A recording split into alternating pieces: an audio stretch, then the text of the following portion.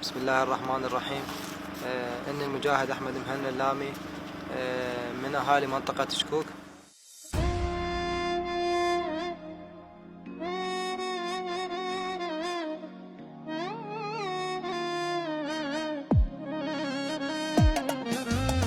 لو أمي قالت ابني شو ما بين، قلوا لها جوا التراب تعين. أوصي يعني أمي وأبوي، هم تعبوا يعني وياي بتربيتنا، خاصة إحنا تهجرنا من أبو غريب ومرينا بظروف صعبة.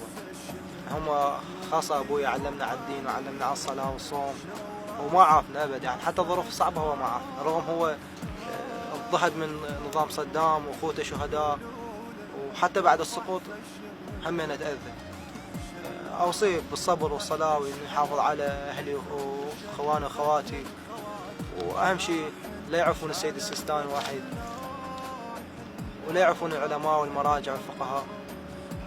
هم أوصياء الإمام المهدي عجل الله فرجه.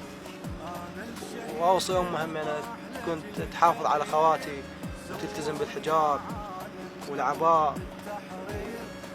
ويكون يصير بيتنا يصير مدرسة حتى باقي الناس يتعلمون من يم. يعني هذا البيت من يتخرج منه شهيد، هذا يكون بيت يعني عنده خاصية من باقي البيوت. بيت الشهيد يكون بعد كل حياتهم يتذكرون الشهيد وما يعملون بالخطأ. وأوصي خواتي همنا بالحجاب والدراسة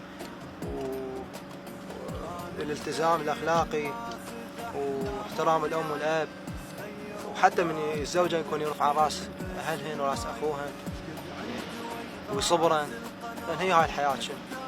وحتى أبسط شيء أوصيهن إنه إذا ماكو شيء يعني، حتى ماكو شيء يمارسنه بالبيت وهاي، لو بس دعم إعلامي للحج الشعبي أو للإسلام هذا فخر. يعني إذا البنية ما تقدر تشارك بالقتال تقدر دعم إعلامي تشارك. وأوصي إخوانها همينة إنه يحافظون على خواتي ويحافظون على بنات المنطقة همينة، يحافظون على شرف الناس، وأهلي كل ما أوصيهم إنه ما يتركون السيد السيستاني وحده. صاحبكم يقول ما أرجع لهم بالسلامة. بسرعة خلص عمري ما عشت هواي، صغير ولا كلفت المغسل ماي.